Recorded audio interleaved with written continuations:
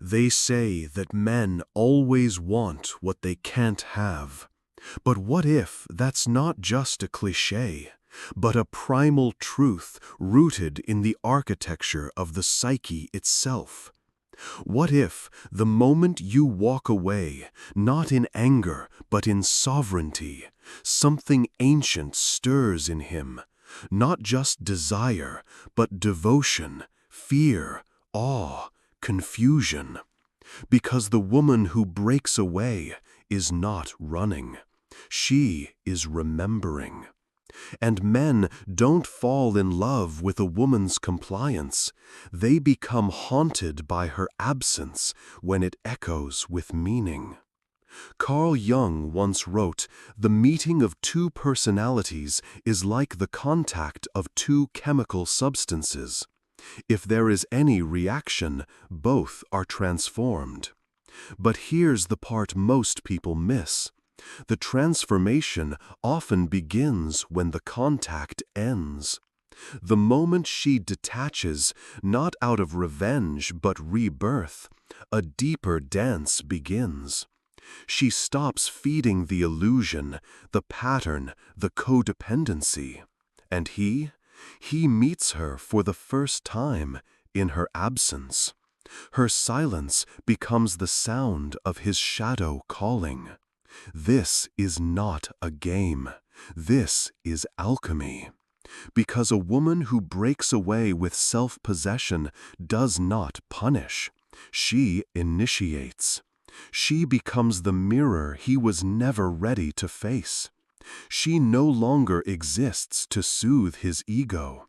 She becomes the threshold to his unconscious.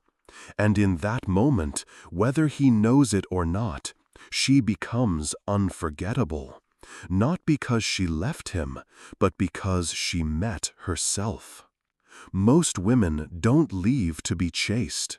They leave because something inside finally stops betraying itself. The caretaking burns out. The explaining becomes exhausting. The compromising feels like a slow erasure.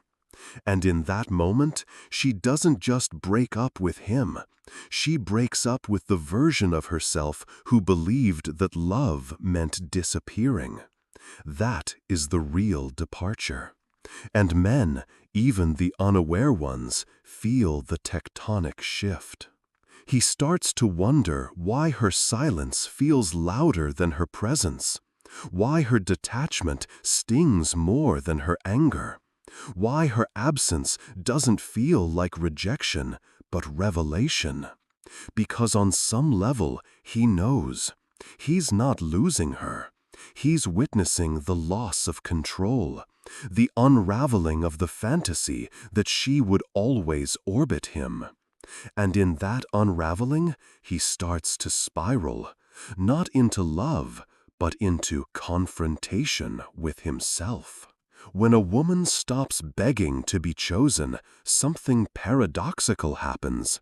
She becomes magnetic, not because she tries to be, but because she no longer abandons herself to be wanted. Her dignity becomes erotic. Her boundaries become sacred.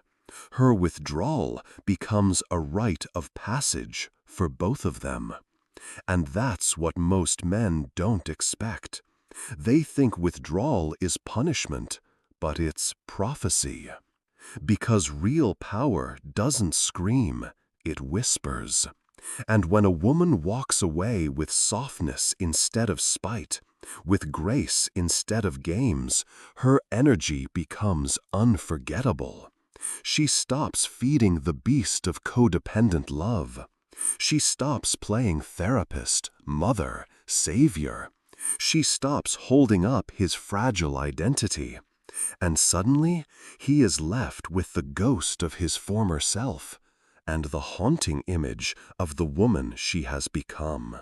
You see, men aren't wired to fall in love with submission.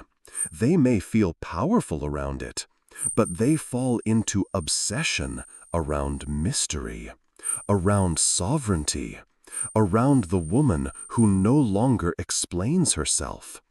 And that's the great paradox. When you stop trying to be what he wants, you become what he can't forget. Not because you manipulated him, but because you remembered yourself.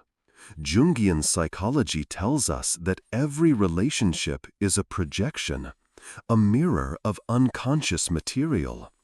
And so, when a woman steps out of the projection, when she refuses to play the role he unconsciously assigned, it forces an existential crisis. She is no longer his woman. She is now an archetype, independent, complete, untamed. And nothing terrifies or fascinates the male psyche more than a woman who doesn't need him to feel whole. This is the sacred wound, the feminine wound of overgiving, of disappearing in relationships, of confusing love with sacrifice. And when she heals that wound, she doesn't become cold, she becomes clear. Her no becomes a boundary, not a rejection. Her distance becomes medicine, not manipulation. And for men who are still asleep in their own psyche, this clarity feels like loss, when it's really just the end of illusion. Men may chase you when you're needy, but they revere you when you're whole. Not all of them, of course. Some will try to punish your freedom. Others will try to pull you back into the old dance. But the ones who are meant to grow will feel something rupture inside, because your withdrawal will mirror their fragmentation. Your sovereignty will expose their dependency, and your liberation will offer them a choice: evolve or retreat. This is why the feminine must stop apologizing for leaving, stop justifying her distance, stop explaining her silence. She is not cruel for choosing herself. She is not heartless for ending cycles. She is not arrogant for becoming untouchable. She is simply answering a call, an inner call to rise, to shed, to return to her essence. And those who mistake her healing for hostility are still enslaved to a version of love that is rooted in control. A man can only meet you as deeply as he has met himself, and many haven't. So when you walk away, not to provoke, but to preserve, you are not destroying love. You are creating the possibility of true love. One built not on dependency, but on devotion, not on fantasy, but on reality. And sometimes the most loving thing you can do is leave the story where you were only a supporting character and become the author of your own myth. Because when a woman reclaims herself, she doesn't become less attractive, she becomes archetypal. She embodies the lover, the queen, the wild woman, the mystic. She stops being digestible. She becomes divine. And it is in this transformation, not the breakup, not the pain, but the return to self, that she becomes unforgettable. Not for what she gave, but for what she became. When she leaves, she's not just leaving him. She's leaving an identity, the identity of the woman who waited, who hoped, who shrank, the version of herself who made herself smaller to be palatable, who dimmed her light to avoid being too much. And as she walks barefoot across the embers of her old patterns, she doesn't just mourn the relationship, she mourns who she was inside it. And from that grief, something sacred begins to emerge, the woman who will never return to the cage. Most men don't realize this shift until it's too late. They sense something is missing, but they can't name it. They reach out, hoping to find the version of you they used to know, the one who answered quickly, who soothed their pain, who never said no. But she's not there anymore. They call, but the energy is different. Colder? No, stronger. Healed. Not detached from love, but detached from illusion. And that's what they can't control. Control. That's the word no one wants to admit. Because in many dynamics, what we call love is actually a hidden contract of control. You stay soft, I stay powerful. You stay insecure, I stay needed.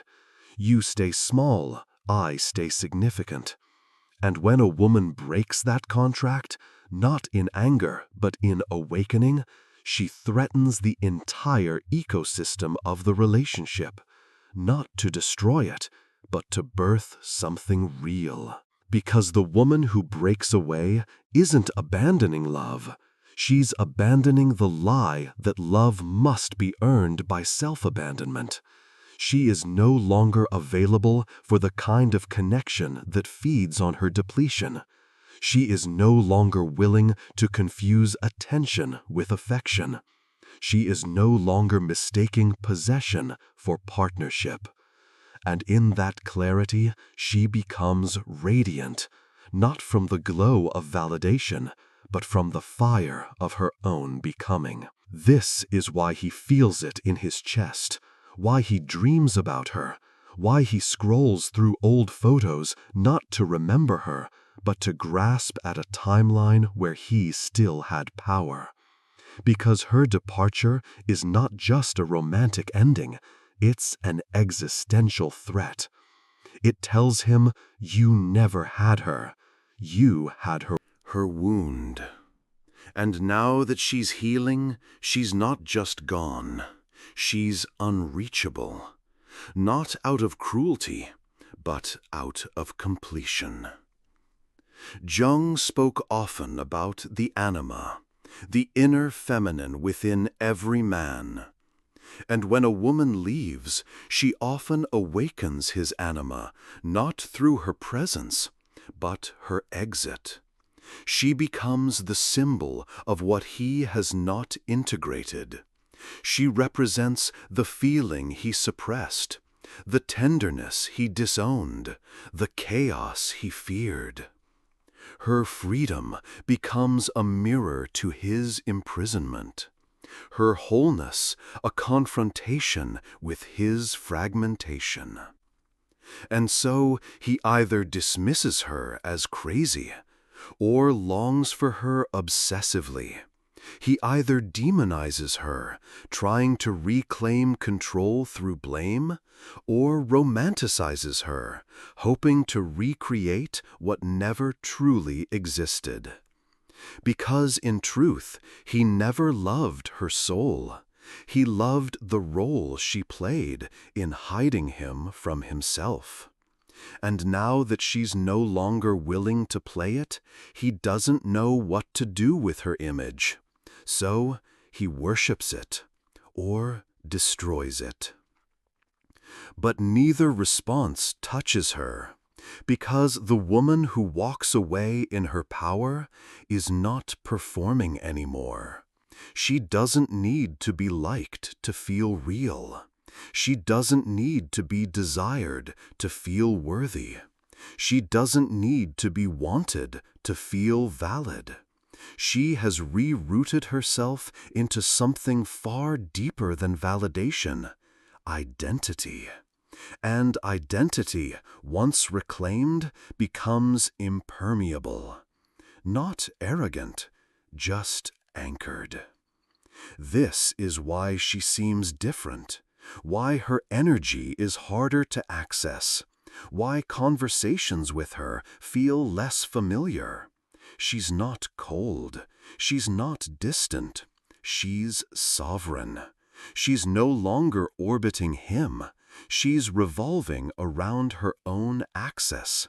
And to the unawakened man, this feels like rejection. But to the initiated man, it is an invitation, a sacred door, an opportunity to meet her as an equal, not as a savior or owner. But most will not. Most will shrink in the face of her expansion. They will try to shame her softness, confuse her sensuality with seduction, weaponize her emotions against her. They will say she's changed, too independent, too intense, too much. But what they're really saying is this: you no longer fit inside the story I wrote without your consent. And that is her liberation. Because once a woman reclaims her narrative, she becomes immune to manipulation. Guilt no longer works. Pleading no longer moves her. False promises no longer seduce. She no longer craves crumbs, because she's tasted the fullness of herself. And once she does, she cannot return to the hunger. She becomes the feast. She becomes the altar. She becomes the force of nature that reminds the world, I am not here to be consumed. I am here to be known. And the man who can know her in that fullness without shrinking is rare. But he exists, and he won't beg for her return. He'll rise to meet her where she stands, not to reclaim the past, but to honor the present, not to win her back, but to witness who she's become. Because he understands what most don't. The woman who leaves doesn't always want to be chased. Sometimes she wants to be met. To be met, not mirrored. To be held, not handled. To be seen without being studied. That is what the woman who breaks away truly craves. Not to be longed for in her absence, but to be understood in her presence. Not to be idealized once she's gone, but to be respected while she's here. And this is what men often realize too late, that reverence cannot be retroactive. It must be offered when the heart is still open. Her withdrawal wasn't meant to punish. It was meant to preserve her energy, her truth, her worth. It was the final act of a woman who had given everything except the permission to leave. And once she gave herself that, the healing began. Not because he was gone, but because she had returned. To her body, to her rhythm, to her knowing. She no longer asked, am I enough? She asked, is this sacred? And in that sacredness, everything changed. The way she spoke, the way she walked, the way she no longer needed to explain herself. There was no bravado, no performance, no armor, just clarity. And clarity is magnetic. It cuts through distortion. It silences manipulation. It reveals what is true and what is false. And to the man who still lives in confusion, this is terrifying. But to the man who seeks depth, it is holy. Because he will recognize her not as the one who left, but as the one who returned. Returned to her essence, to her fire, to her softness, to her full complexity. And that complexity, once feared, becomes the very thing that draws him in. Not to possess, but to partner with. Not to tame, but to honor. Not to use, but to co-create with. This is not a romance. This is a rebirth. You see, when women stop shrinking, the world must reorient itself. Men must choose to either grow or lose access. Not out of punishment, but out of vibrational mismatch. The woman who has done her inner work will not settle for echoes of love. She wants substance, presence, integrity. And these are not luxuries. They are requirements. Because the sacred feminine does not bloom in chaos. She flourishes in truth.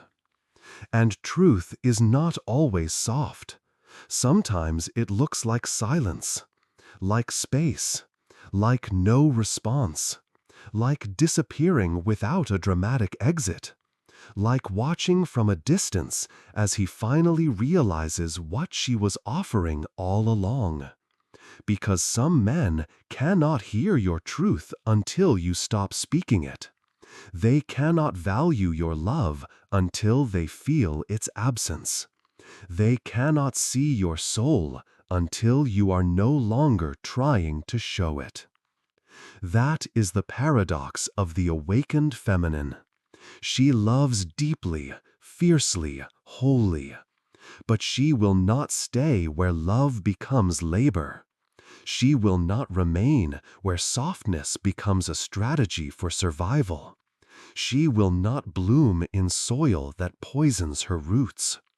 And when she leaves, it's not always because she wants to.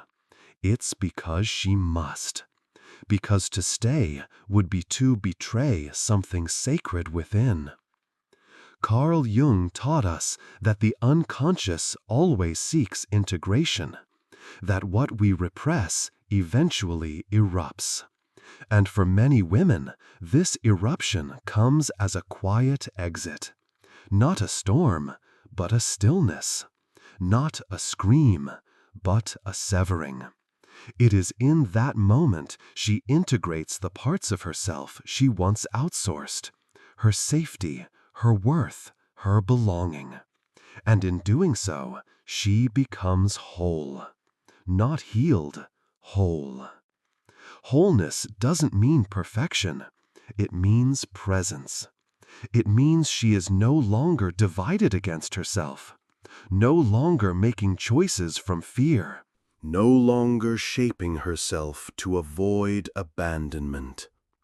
And that presence is irresistible, not to all, but to those who can meet it.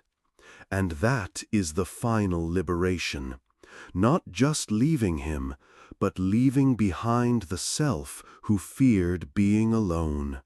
She doesn't walk away to be alone. She walks to meet herself in solitude, to remember what life feels like without constant managing, pleasing, adjusting. She walks to listen, to the sound of her own heartbeat, to the wisdom in her womb, to the quiet truth that was always there, under the noise of performance. And in that sacred aloneness, she becomes radiant, not available, radiant. And when he sees her again, he won't recognize her, not because she's unkind, but because she no longer carries the shape he molded her into. She is new, not because she changed for him, but because she finally stopped changing for anyone. She didn't become better to win him back. She became real to never lose herself again. And in that realness, she becomes unforgettable. So to the woman who is walking away, walk with reverence, walk with grace, walk not for attention, but for alignment, not for reaction, but for reclaimment. Let your silence speak. Let your distance define your standards. Let your absence initiate the one who could not see you. And let your own gaze become the one you trust most. because your power was never in how much you could give, but in how deeply you could return. And to the man who lost her, if you are lucky, this loss will awaken you, not into chasing, but into reflecting, into meeting your own shadow, into integrating your anima. And if you are wise, you will thank her, not for staying, but for leaving, for showing you the mirror, for disrupting the story, for loving you enough to stop betraying herself, because in her departure was the invitation of your own awakening. This is not a story about heartbreak. This is a myth about initiation, about descent and return, about the sacred feminine remembering who she is, and in doing so, calling forth a new kind of love, one that cannot be performed, one that must be embodied, one that begins not with the other, but with the self. So ask yourself, what part of you are you still abandoning just to be loved? Leave your answer in the comments below. This space is for you, for your voice, your story, your truth. And if this journey moved something inside you, subscribe to this channel. We are building a sanctuary for the soul, one story at a time. You are not alone in this. Welcome home.